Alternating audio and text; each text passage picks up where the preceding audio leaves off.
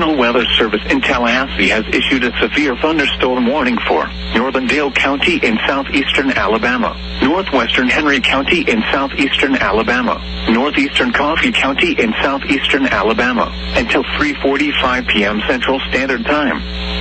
At 3:05 p.m. Central Standard Time, a severe thunderstorm was located 12 miles southwest of Brundage, moving east at 60 miles per hour. Hazard, 70 miles per hour wind gusts and quarter-size hail. Source, radar indicated.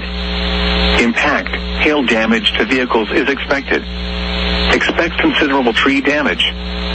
Wind damage is also likely to mobile homes, roofs, and outbuildings.